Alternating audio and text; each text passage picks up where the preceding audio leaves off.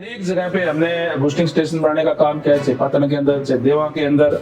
और हमने 3 जो बड़े गांव हैं उनको महाग्राम योजना के अंदर लेने का काम किया है, गंगवा, कैमरी और आर्यनगर। इसके साथ साथ मेरे हल्के के अंदर विशेषकर जो ढाणियों के अंदर लोग बहुत रहते हैं, जिसकी 10 किले, 20 किले, 50 किले, वो अपने खेत के अंदर मकान बना देता है और वहीं रहता है। और वहां पर बिजली की बहुत दिक्कत थी। ऐसा कोई भी गांव नलवा हल्के के अंदर नहीं है जिसका मैंने अपने ऐच्छिक कोटे से ढाणियों के अंदर लाइट ना लगवाई हो।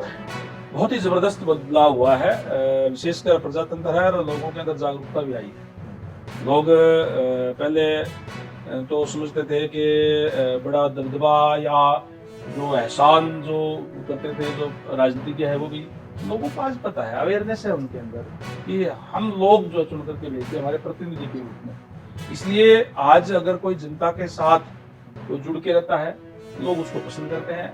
नहीं तो फिर जैसे मैंने पहले कहा, कोई गठ वाली बात नहीं है, कोई किसी को भी जो है वो चुनाव जो है जनता उससे बाहर कर देती है। तो इसलिए बहुत सा बदलाव हुआ है।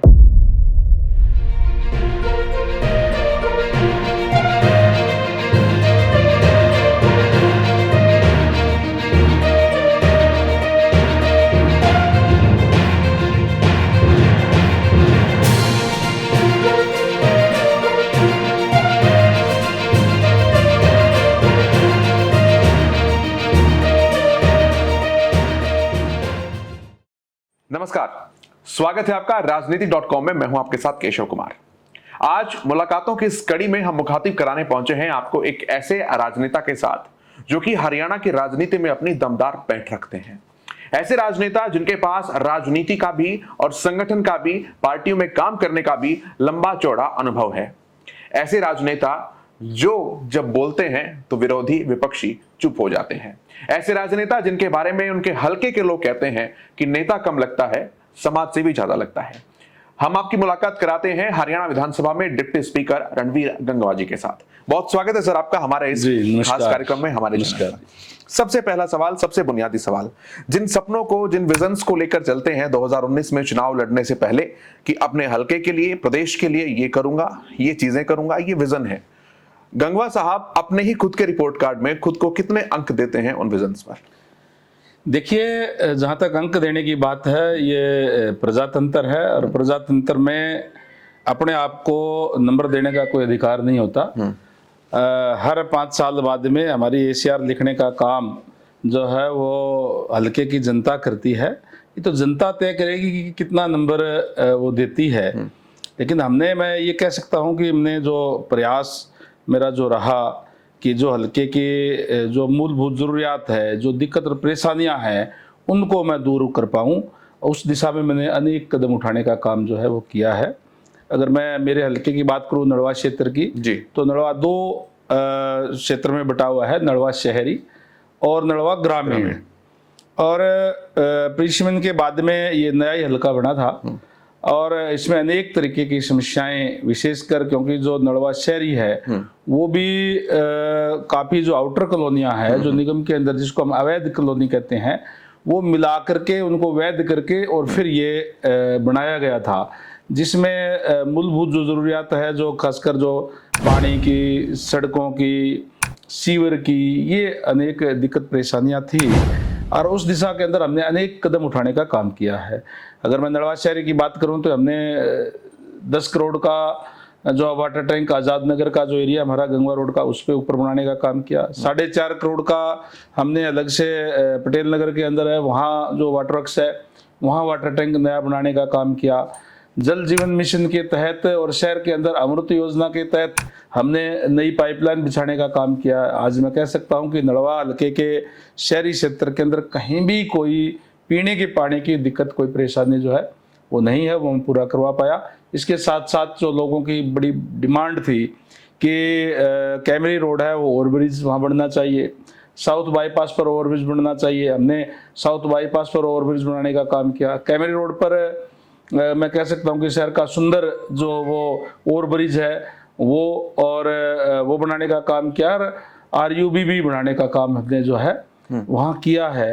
यानी अनेक कदम हमने शहरी क्षेत्र के अंदर उठाने का काम किया है और इसी तरीके से अगर मैं ग्रामीण क्षेत्र की बात करूं नड़वा की, तो नड़वा ग्रामीण क्षेत्र के अंदर भी नड़वा, क्योंकि एक साइड राजस्थान के साथ लगा हुआ है और जो अनेक ऐसे गांव हैं जिसमें पीने के पानी की बड़ी भारी दिक्कत थी और सिंचाई के पानी की भी दिक्कत थी।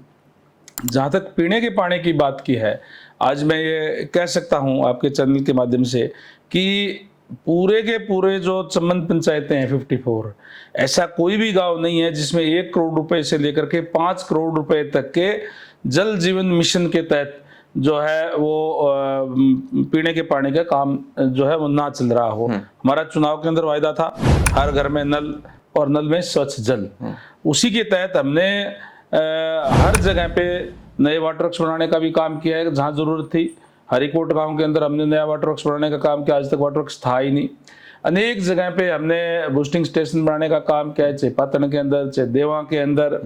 और हमने 3 जो बड़े गांव हैं उनको महाग्राम योजना के अंदर लेने का काम किया है, गंगवा, कैमरी और आर्य नगर।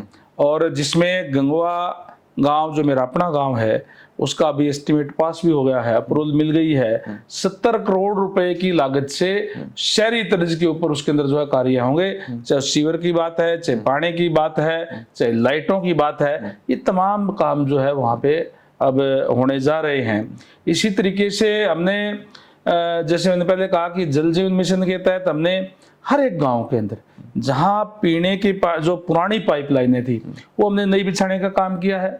और जहां कोई नई आबादी, क्योंकि आबादी बढ़ती रहती है, जहां आबादी और बढ़ी वहां पे भी हमने पाइपलाइन लगा करके नई पाइपलाइन लगाने का काम किया है ताकि पीने के पानी की किसी को दिक्कत परेशानी ना हो। ये ठीक है कि कुछ गांवों के अंदर अभी काम चालू है और पीछे कुछ पाइपों की दिक्कत आ गई थी, अब पाइपें विधिवत रूप से आनी शुरू हो गई है। मान के चलता हूं कि 1-1.5 महीने के अंदर पीने की पानी की नड़वा हल्के के अंदर कहीं कोई दिक्कत परेशानी नहीं होगी। नए वाटर वर्क्स भी बनाए गए हैं, वाटर टैंक पुराने रिपेयर किए गए हैं और फिल्टर जो है वो नए लगाए गए हैं। हर जगह पर इस तरीके के कार्य किए गए हैं। अगर मैं शिक्षा के क्षेत्र की बात करूं तो नड़वा के अंदर जो हमारा सबसे बड़ा गांव है, जो मंगाड़ी गांव, जिसके अंदर 5 पंचायतें हैं, वहां पर हमने गवर्नमेंट कॉलेज बनाने का काम किया है, जिसके अंदर पिछले साल से सेशन जो लगना शुरू हो गया है, नई बिल्डिंग बनने लग रही है। इसी तरीके से हमने 2 संस्कृति मॉडल स्कूल, एक तो नड़वा में जिसके नाम से हल्का है, एक आर्य नगर के अंदर सीनियर सेकेंडरी स्कूल जो है वो संस्कृति मॉडल बनाने का काम किया है, जहां आमतौर पर गाँव के बच्चे जो प्राइवेट स्कूलों के अंदर नहीं पढ़ सकते, सीनियर सेकेंडरी जो स्कूल संस्कृति मॉडल जो स्कूल जो बनाए हैं उसके अंदर प्राइवेट स्कूलों जैसी या उससे भी ज़्यादा सुविधाएं हम बच्चों को देने का काम कर रहे हैं, ताकि किसी को पढ़ाई में किसी को यूं ना लगे कि मैं गरीब आदमी हूं और मेरा बच्चा जो है प्राइवेट स्कूलों के अंदर नहीं पढ़ पाता है। और जहां तक सिंचाई के पानी की बात है, क्योंकि पानी जब तक और ज़्यादा हमारा ना आ जाए तब तक पानी जितना है उसका समान बंटवारा किया जा सकता है, इसलिए हमने टेल तक पानी पहुंचाने का काम किया है।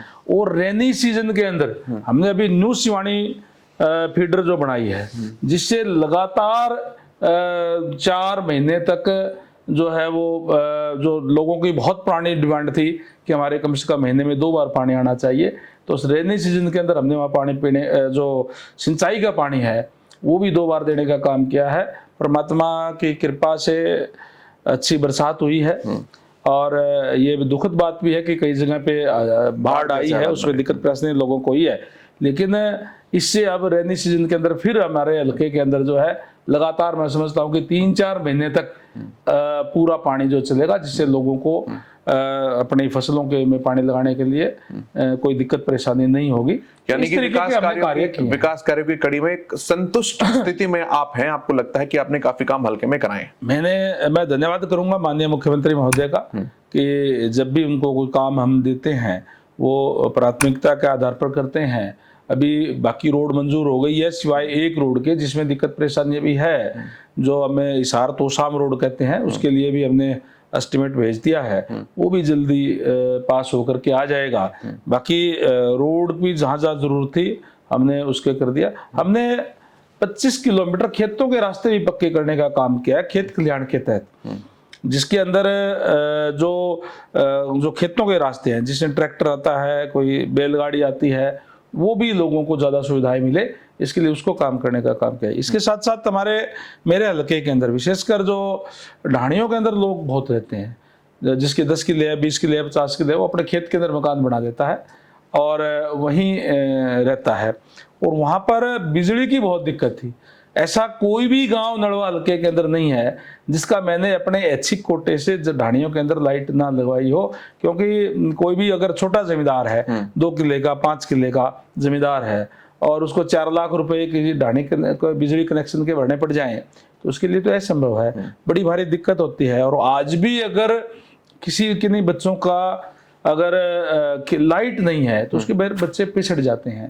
इसलिए हमने ये सुनिश्चित किया है, मैंने कहा हुआ भी है पूरे हल्के के अंदर, अगर आज भी किसी को कोई ढाणी में रहता है और कि लाइट नहीं है तो मुझे बताने का काम करें। हमने अनेक गांवों के अंदर जगमग योजना के तहत जो है 24 घंटे लाइट जो है गांवों के अंदर देने का काम किया है। अभी रिसेंटली अभी जो है हमारे जो गांव है, चाहे वो डाया है, चाहे मंगाड़ी है, चाहे रावतखेड़ा है, चिड़ोद है, चारनोंद है, शाड़वा है, इसके साथ लगता बूरे है, बड़ा ब्राह्मणान है, भोजराज है, दाइमा है, गुंजार है, इसको 24 घंटे लाइट जो अभी करने का काम किया अभी पिछले सप्ताह ही, यानी लोगों को शहर की तर्ज के ऊपर गांव के अंदर हमने लाइट देने का काम जो है हल्के के अंदर किया है।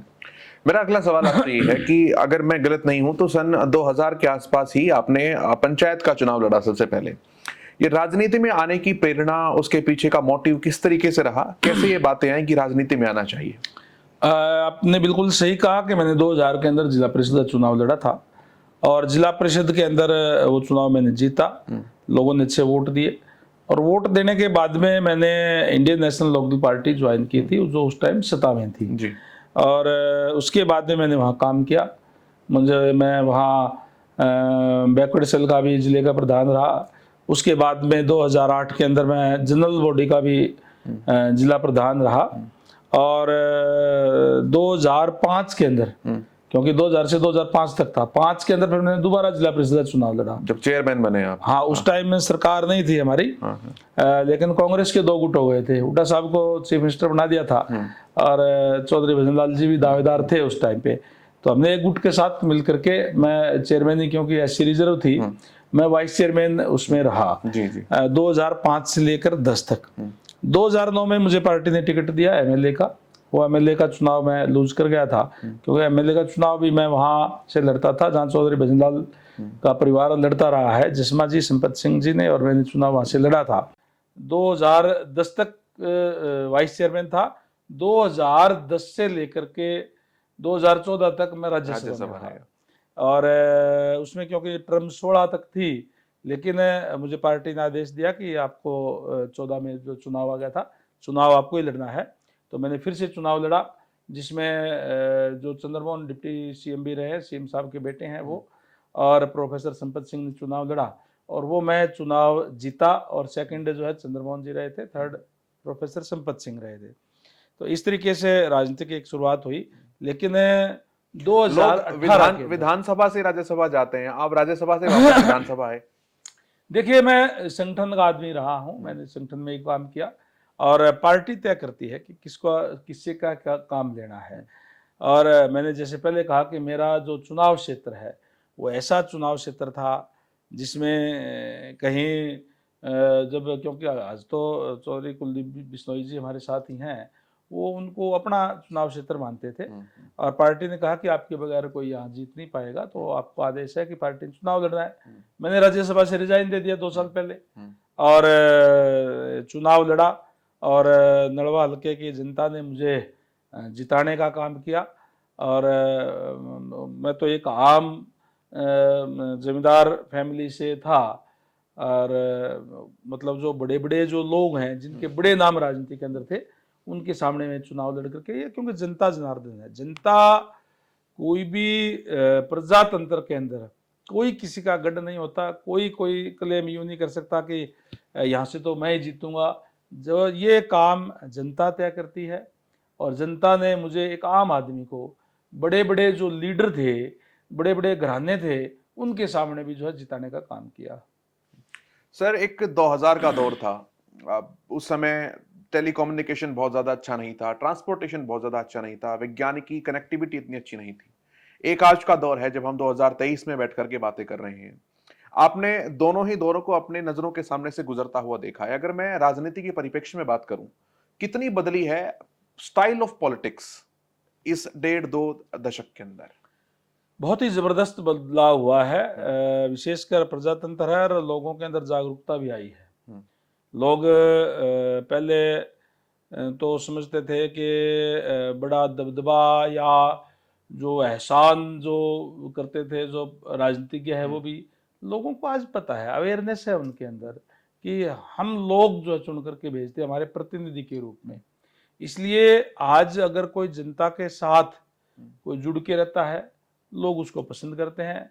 नहीं तो फिर जैसे मैंने पहले कहा, कोई गड्ढ वाली बात नहीं है, कोई किसी को भी जो है वो चुनाव जो है जनता उससे बाहर कर देती है।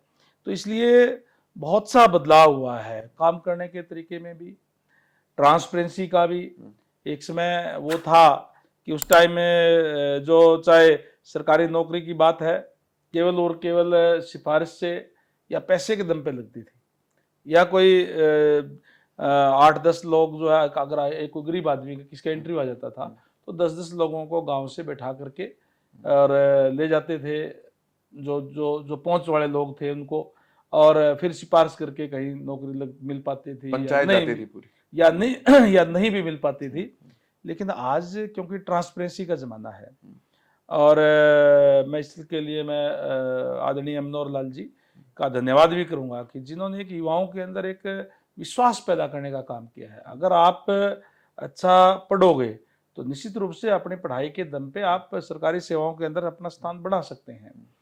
तो वो ये करने का काम किया है। पहले की सर बात एक वो सेकंड नहीं में रही है। रोकूंगा इस सवाल के ऊपर ही और थोड़ा सा डिटेल में बात करते हुए। क्या ऐसा होने से राजनेताओं की थोड़ी सी मुश्किलें या चुनौतियां बढ़ी हैं, क्योंकि वो लोग जो आपके सामने आ रहे हैं और आपको पता है कि काम हो नहीं सकता, उनके हाथ निराशा लगनी है? नहीं नहीं नहीं, देखिए, जिस जिस तरीके की व्यवस्था होती है लोग उसी में डर जाते हैं। समझते हैं लोग। लोग समझते हैं। मैं मुश्किल नहीं हुई, बल्कि लोगों का विश्वास बढ़ा है, और हम लोगों को ये बताने में सफल हुए हैं कि योग्यता के आधार पे ही नौकरी मिलेगी, और लोग आज इस बात से संतुष्ट है। और मैं समझता हूं कि भारतीय जनता पार्टी लगातार दूसरी बार आई है तो इसी बात पे आई है कि उसने ट्रांसपेरेंसी के आधार पर नौकरी देने का काम किया, वो व्यवस्था समाप्त करने का काम किया जो लोग आपको चुन करके भेजते हैं और फिर आप उनके पीछे पीछे भागते फिरते हो और कहीं कोई पैसे के दम पे, कोई सिफारिश के दम पे नौकरी हासिल करते थे। तो आज लोगों को इस बात की संतुष्टि है। और मैं देखता हूं कि जब भी पहले जो हमारे जो सरकारी कर्मचारी है वो भी ज़्यादातर यहाँ चंडीगढ़ के अंदर ही ट्रांसफ़र के लिए चक्कर काटते थे, वो भी एक ऑनलाइन सिस्टम ट्रांसपेरेंसी से करने का काम किया है।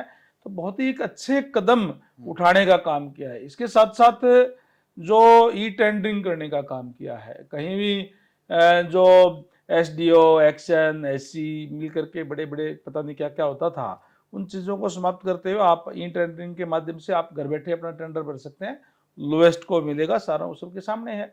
तो ये पारदर्शिता बहुत ज़्यादा आई है। ये बात आपकी ठीक है कि एक जो पुराना डरा चल रहा था वो उसी अपेक्षा के साथ कई लोग आते हैं, बात भी करते हैं कि देखो जी उस टाइम में तो ये हो जाता था, आज आपकी सरकार, आप भी ये करने का काम करें। लेकिन हम उनको ये बात समझाने में कामयाब हुए हैं कि नहीं, ये नहीं चलेगा। जो ट्रांसपेरेंसी के साथ सारी चीजें चलेगी, हमारी जो व्यवस्था है वो इस तरीके की होनी चाहिए कि जो चाहे जिसकी सरकार आए, लेकिन मेरिट के आधार पर जो ना सारी चीजें, चाहे वो किसी भी फील्ड के अंदर आप जाए, मेरिट के आधार पर ये चीजें होनी चाहिए, और वो आज हो रही है। सर, अब लोकदल के साथ भी आपने काम किया, लंबे समय तक काम किया, अब भारतीय जनता पार्टी के साथ हैं। कुछ चीजें ऐसी हैं जो दोनों पार्टियों में संगठनात्मक तौर पर अलग हो। आपको कुछ ऐसी चीजें जो उस समय की याद आती हो कि उसमें बतौर संगठन ये चीजें अच्छी थी, और आज जब भारतीय जनता पार्टी के साथ जुड़े हैं तो बतौर संगठन पार्टी को कैसे देखते हैं?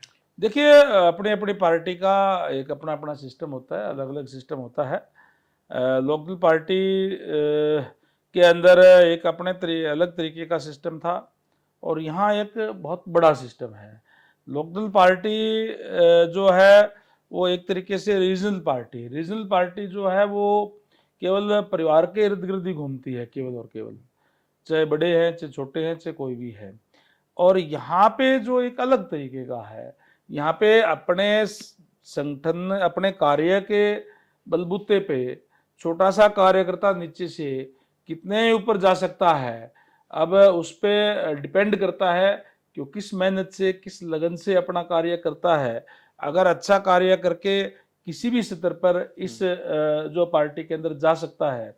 और जो रीजनल पार्टियां होती है वो एक पारिवारिक तौर पे वो पार्टियां होती है, अपने अपना तरीका काम करने का होता है। उसके अंदर भी हमने कार्य किया, अच्छे तरीके से किया। और अगर मैं मेरी व्यक्तिगत बात करूं, मुझे पूरा सम्मान भी देने का काम किया। लेकिन जिस तरीके से 2018 में आपको पता ही है कि पार्टी में जब विघटन हुआ, जब टूटी पार्टी, तो हालात ये हो गए थे कि या तो पार्टी छोड़ दी जाए या राजनीति छोड़ दी जाए। और उस हालात के अंदर माननीय मनोहर लाल जी मुख्यमंत्री महोदय से बात हुई। उन्होंने कहा कि आप अच्छे आदमी हैं, आप हमारे साथ आइए, आपको पूरा सम्मान हम देंगे और आपको चुनाव हम नड़वा से बीजेपी से लड़वाएंगे। तो मैं पहला ऐसा व्यक्ति था जिसने 6 महीने पहले रिजाइन दिया था, इस लोकसभा के चुनाव से पहले एमएलएशिप से रिजाइन दे करके, और मैंने जो है भारतीय जनता पार्टी ज्वाइन की थी। क्योंकि लंबे समय तक मैंने लोकदल में काम किया था। जब वो टूटी तो एक मन में टीस भी थी, बड़ा दर्द भी था कि अब क्या किया जाए। मतलब जो जहाँ दिल से शुरुआत से आदमी काम करता है और जब हालात इस तरीके के हो जाते हैं तो दिक्कत परेशानी आती है। बिल्कुल सर, 90 सीटें हैं, 90 विधायक हैं, इतनी बड़ी जनता है और खुद का हल्का है, शहरी भी है ग्रामीण भी है, सबकी अलग अलग परेशानियां हैं, अलग अलग समस्याएं हैं।